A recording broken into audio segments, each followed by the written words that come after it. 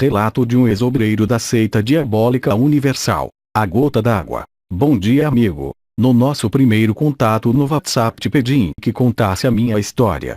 Isso é muito importante para mim e será para quem ouvir. Enviei o e-mail, mas por algum motivo me parece o envio não foi concluído. Portanto escreverei novamente. Peço por gentileza manter meu nome em oculto para preservar minha privacidade. Fui obreiro aos meus 16 anos. Naquele tempo, se não me engano, éramos cerca de 70 obreiros. Posso testemunhar as mais diversas humilhações que os obreiros sofriam naqueles dias. Todo domingo após a evangelização acontecia uma reunião de portas fechadas com os obreiros. Todo o conteúdo da reunião não podia ser em hipótese alguma divulgado para os membros. Nesta reunião acontecia os mais diversos feedbacks dos propósitos de envelopes que eram feitos no decorrer da semana. Naquele momento cada obreiro era arguido sobre quais propósitos eles estavam envolvidos, bem como o valor que cada um comprometeu depositar no envelope. Muitas das vezes, no dia de cumprir o propósito, a entrega desses envelopes eram feitas pessoalmente na mão do pastor. Aqueles que não conseguiam por algum motivo o valor estipulado do propósito anteriormente eram duramente maltratados. Muitos obreiros sofriam constantes humilhações nos bastidores da igreja, principalmente os mais pobres. Aqueles mais favorecidos, que contribuíam com boas ofertas, possuíam empresas e posses, eram tratados de forma totalmente diferente. Lembro de uma ocasião onde trabalhamos duro fazendo mudança de um bispo, e posteriormente uma limpeza pesada na igreja. Ficamos de 6 da manhã até as 2 da tarde sem comer nada, literalmente passando fome. Naquela ocasião, o filho do bispo chegou com uma sacola de pão e disse que não ia nos dar porque a gente só ia lá para comer. Muitas pessoas já me questionaram o porquê de insistir naquilo. Eu queria fazer para Deus, acreditava que aquela era obra de Deus. Sofríamos uma verdadeira lavagem cerebral. Eu sempre escutava que se eu saísse da igreja minha vida cairia em profunda desgraça e que os demônios iam me consumir. Aquilo era terrível. Mesmo assim eu passava por cima disso tudo porque almejava ganhar almas no altar. Desta forma, eu começava a ser preparado para me tornar auxiliar. Começava então um novo passo na lavagem cerebral. Pois eu era orientado a abandonar meus sentimentos e tratar meus pais e irmãos como estranhos. Durante o período de preparação eu recebia orientações para criar campanhas para arrecadar dinheiro. Lembro-me de ouvir o regional me dizendo que era interessante dar para o povo um lencinho, cajadinho, aliança ou coisas semelhantes, pois, segundo ele, o povo era muito bobo, pois eles adoram ganhar brinquedos, e isso era bom porque assim, eles iriam ficar mais presos à igreja fazendo correntes. Presenciei várias vezes pastores rindo e debochando de membros que confidenciavam problemas íntimos pessoais.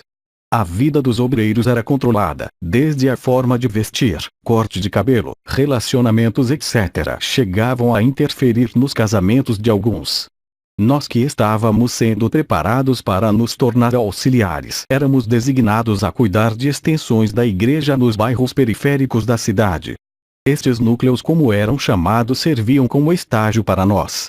Ali nos podíamos colocar em prática as orientações recebidas, bem como as táticas para a coleta de ofertas. Como nunca achei correto ver uma mãe tirar o dinheiro de leite dos filhos no altar, obviamente as minhas reuniões arrecadavam bem menos que as reuniões dos demais. Isso acabou por ocasionar em uma falsa insinuação que eu tomava para mim o dinheiro da oferta. Pois os outros arrebentavam e eu só levava moedas. A gota d'água foi o regional me falar que a igreja gostava de recrutar jovens como eu porque pessoas novas são fáceis de ser moldadas da forma que eles precisam. Coisa que não era possível realizar com sucesso em pessoas mais velhas que questionam demais. Aconteceram muitas outras coisas. Muitas mesmo. Até que um dia eu decidi abandonar meu sonho de ser pastor. Eu descobri que ali, eu não ia ganhar almas para Jesus. Seria uma mera ferramenta de pessoas gananciosas no mar de podridão. Peguei meu uniforme de obreiro, coloquei no fogo e não dei satisfação para ninguém lá. Após isso ainda frequentei alguns cultos, pois ainda existia um pouco do medo que eles implantaram na minha cabeça. Pouquíssimo tempo depois fui embora daquele lugar para nunca mais voltar. A consequência do meu ato foi aquela conversa de sempre. Falaram que eu era endemoniado, mandaram os obreiros se afastar de mim, falaram que eles não deveriam me escutar, que eram para tomar cuidado comigo pois estava caído. Os obreiros e candidatos a obreiros seguiram cegamente. Exceto 2 deles. Um me prestou apoio às escondidas e o outro pediu que eu sentasse ao lado dele no que seria o último culto que eu fui. Ele me disse que a nossa irmandade em Cristo era superior a um mero cargo na igreja. Obviamente, ele que era um candidato a obreiro muito promissor jamais foi levantado após isso. Hoje ele descansa nos braços de nosso Senhor. Não me arrependo de ter feito isso. Eu quebrei o tabu. Provei para mim mesmo que minha vida não seria destruída ao sair de lá. Sair de lá não foi o fim, foi o começo de uma nova vida. Uma vida livre da estigma de ter a mente controlada. Amigo, coloco minha história à disposição para qualquer pessoa que precise de um incentivo para sair daquele lugar e quebrar seus tabus interiores. Dê voz para um silêncio que carrego comigo por 10 anos. Existe sim salvação fora daquele lugar com certeza.